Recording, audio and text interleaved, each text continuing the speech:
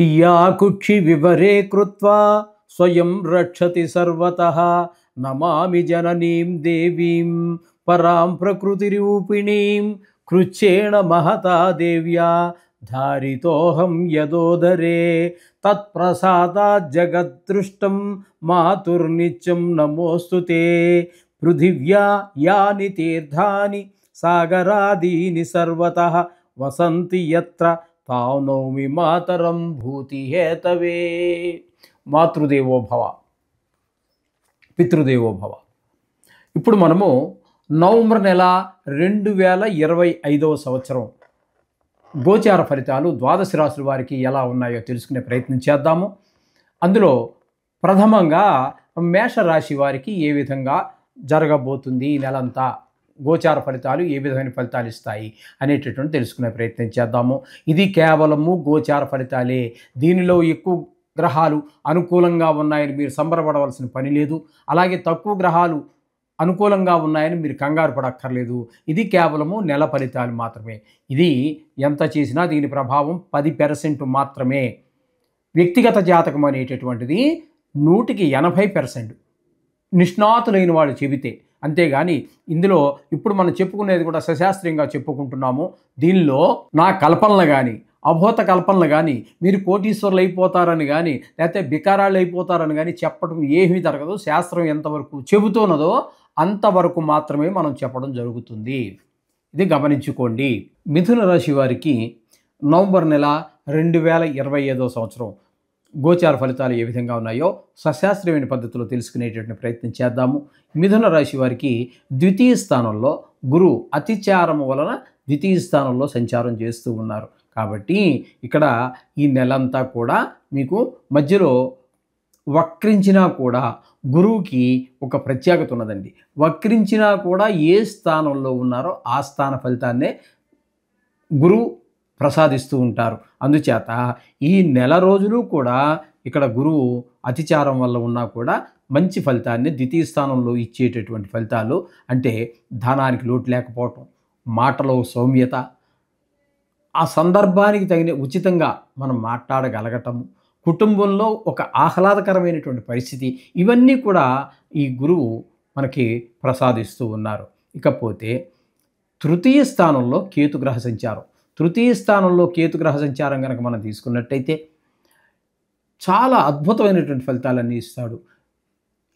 ఏ విధమైనవి అంటే మీరు ఏ పని చేసినా, అది చేస్తూ ఉన్నా లేదా కొత్తగా ప్రారంభించినా వాటిలో మీకు మీ కుటుంబ సభ్యులు, సోదరులు అందరూ సహకరిస్తారు. అలాగే మీ సేవకులు మీకు సహకరిస్తూ ఉంటారు. అలాగే మీరు ఉద్యోగం ఎక్కడో చేస్తూ ఉన్నారు ఆల్రెడీ, లేకపోతే వ్యాపారం చేస్తున్నారు, మీ కొంతమందితో కలిసి చేసినా కూడా వాళ్ళు మీ స్థాయి వాళ్ళు, పై స్థాయి వాళ్ళు, కింద స్థాయి వాళ్ళు మీకు మనసా వాచా కర్మణ సహకరిస్తారు. కొన్ని సందర్భాలలో తృతీయ స్థానంలో ఒక అనుకూలమైనటువంటి గ్రహం కనుక ఉన్నట్టయితే మనకి అక్కడ తెలియని వాళ్ళు కూడా మన సహాయ సహకారాలు అందించేటటువంటి అవకాశం చాలా అరుదుగా జరుగుతూనే ఉంటుంది. ఇకపోతే శుక్రగ్రహ సంచారం కనుక మనం తీసుకున్నట్టయితే చతుర్థ పంచమ షష్టమ, చతుర్థ పంచమ షష్టమ అంటే 4, 5, 6 స్థానాలలో సంచారం చేస్తున్నారు. చతుర్థ స్థానంలో 2 రోజులు మాత్రం సంచారం చేస్తూ ఉన్నారు. తదుపరి 24 రోజులు 5వ స్థానంలో సంచారం చేస్తున్నారు. 4 రోజులు మాత్రం 6వ స్థానంలో సంచారం చేస్తున్నారు. ఈ 6వ స్థానంలో సంచారం చేసేటటువంటి 4 రోజులు కూడా మనకి కొంచెం అప్పుల బాధ, కొంచెం అనారోగ్య బాధలు చూపించిన ఇక్కడ చతుర్థ స్థానంలో 2 రోజులు పక్కన పెట్టండి. ఇక ఎక్కువగా 5వ స్థానంలో ఉన్నారు కాబట్టి మీ యొక్క సంతానం, మీరే కనుక స్టూడెంట్ అయితే మీరు కూడా బాగా చదవగలుగుతారు. అలాగే మీకు మీ పిల్లలు కనుక ఉండి వాళ్ళు చదువుతున్నట్టయితే వారికి కూడా చదువు మనం ఆశించిన కంటే కూడా బాగా చదవగలుగుతారు. మనం ఆశించిన దానికన్నా ఎక్కువ మార్కులు తెచ్చుకుంటారు, మంచి స్నేహాలు చేస్తారు. ఈ విధమైనటువంటి చాలా వివేకవంతంగా ప్రవర్తించడం జరుగుతూ ఉంటుంది. ఈ విధమైన ఫలితాలన్నీ కూడా శుక్ర భగవానుడు ఇస్తున్నాడు. కాబట్టి ఇక్కడ మనకి మ్యాక్సిమం 28 రోజులు, ఎక్కువ గరిష్టంగా 28 రోజులు మనకి అనుకూలమైన ఫలితాలు ఇస్తున్నారు. కాబట్టి షేర్ మార్కెట్లో పెట్టుబడి పెట్టేటటువంటి వారికి, సినిమా రంగము, ఇట్లా టీవీ రంగము, సోషల్ మీడియాలో ఉన్నటువంటి వారికి కూడా అనుకూలమైన ఫలితాలు వచ్చేటటువంటి అవకాశం శుక్ర భగవానుడు ప్రసాదిస్తూ ఉన్నారు. ఇకపోతే రవి యొక్క సంచారం కనుక మనం తీసుకున్నట్టయితే 5, 6 స్థానాలలో సంచారం చేస్తున్నాడు. అంటే తుల, వృశ్చికం. తులలో ఒక 16 రోజులు 5వ స్థానంలో, తదుపరి 6వ స్థానంలో 14 రోజులు. అంటే మొదటి 16 రోజులు 5వ స్థానంలో ఉన్నప్పుడు మాత్రం పిల్లల విషయంలో కొంచెం ఆరోగ్యం విషయం దెబ్బతినవచ్చు, లేదా చదువు విషయంలో కొంచెం ఇబ్బందులు కలిగించవచ్చు.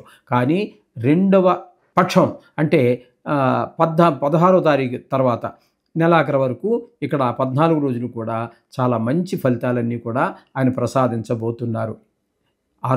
ఆరో స్థానంలో ఉన్నప్పుడు ఈ రవి.